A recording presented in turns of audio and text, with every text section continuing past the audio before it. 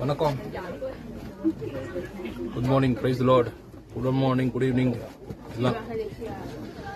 இது நான் இப்போ நிற்கிற இடம் சீன பெருஞ்சுவர், தி கிரேட் வால் ஆஃப் சைனா. எனக்கு எப்பவுமே ஒரு பழக்கம் இருக்கு.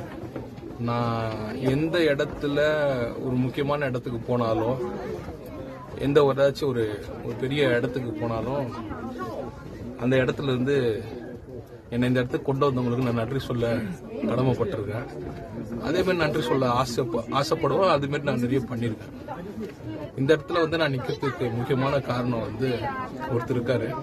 நிறைய பேர் இருக்காங்க, ஆனா எல்லாத்த விட முக்கியமான காரணம் ஒருத்தர் இருக்காரு. அவருக்கு நான் நன்றி சொல்லாம இங்கேருந்து போனா என் இருதயத்துல ஒரு மாதிரி கொஞ்சம் குத்தம். அதனால வந்து இந்த இடத்துல இருந்து நான் நன்றி சொல்ல வந்துட்டேன். இது பாருங்க, இது ஒரு கேட்டு, அப்புறம் இங்க ஒரு கேட் இருக்கு, லாஸ்ட்ல ஒரு கேட் இருக்கு. அதில் முடிஞ்சிச்சுன்னா இந்த டாஸ்க் கம்ப்ளீட் ஆயிடும். சீக்கிரமா போயிட்டு வந்துடுவேன்.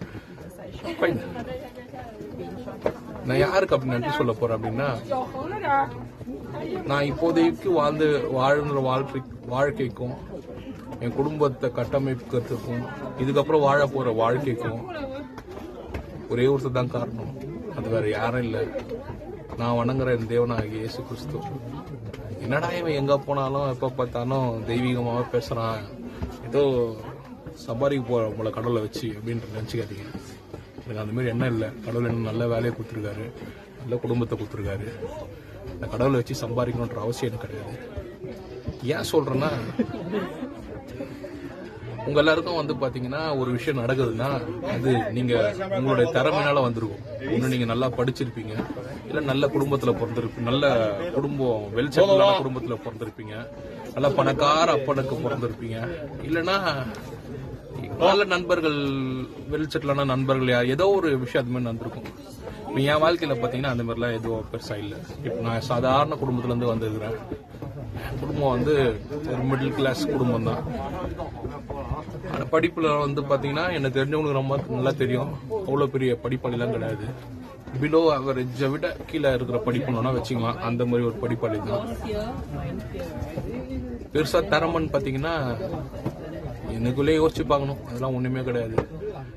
ஆனாலும் கடவுள் வந்து பாத்தீங்கன்னா இவ்வளவு தூரம் கொண்டு வந்து நிறுத்துறப்போ நம்மளுக்கு என்னடா இருக்கு அப்படின்னு நினைக்கிறப்போ நேரா அவர் இருக்காருடா அப்படின்னு சொல்றதுக்காக தான் இந்த வீடியோ. இது மற்றவங்களுக்காக நான் போடுற வீடியோ கிடையாது, எனக்கு நானே எடுத்து ரெஃபரன்ஸா வச்சுக்கிற வீடியோ. பைபிள்ல ஒரு வசனம் இருக்கு, அவர் சாதாரணவனை புழுதியிலிருந்து எடுத்து, புழுதினா குப்பை, டஸ்ட்னா குப்பையில இருந்து யாரும் எடுக்க மாட்டாங்க, அந்த குப்பை மாதிரி இருக்க வாழ்க்கை புழுதியிலிருந்து எடுத்து அவனை வந்து பெரிய உயர் ஸ்தலங்களை நிக்க வைப்பேன் அப்படின்னு ஒரு வசனம் இருக்கு.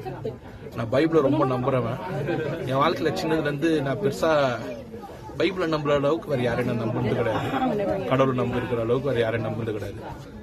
அவரை நம்புறதுனாலதான் இவ்வளவு தூரத்துல நான் நிக்கிறேன்றது இப்பயும் நான் நம்புறேன். எந்த ஒரு மனிதனும் என்னை கொண்டு வந்து இங்க நிக்க வைக்கல, எந்த ஒரு படிப்பும் கொண்டு வந்து நிக்க வைக்கல, எந்த ஒரு பெற்றோர்களுடைய பணமோ செல்வாக்கமோ என்னை கொண்டு வந்து நிக்க வைக்கல. அவருடைய கிருபை, இரக்கம், தயவு இதெல்லாம் தான் கொண்டு வந்து நிறுத்தி வச்சிருக்கு.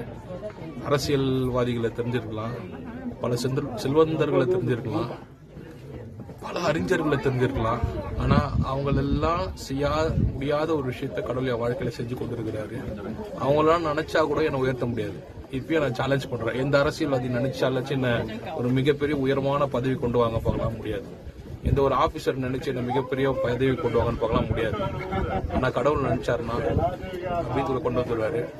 இதோ இங்க கொண்டு வந்தாருல, சின்னமலையில, சைதாப்பட்டில ஏதோ ஒரு மூட்ல சுத்தி இருந்தோன்னா, இதோ இங்க நான் வந்து பாப்பேன், என் கனவுல கூட நினைச்சு பார்த்தது இல்லை. கொண்டு வந்து நிறுத்தி வச்சிருக்காரு.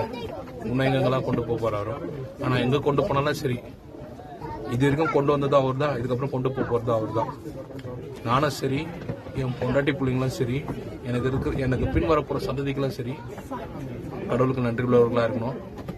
ஒன்னே ஒன்று சொல்றேன், அவர் நம்புங்க, கைவிட மாட்டேன். ஆமென்.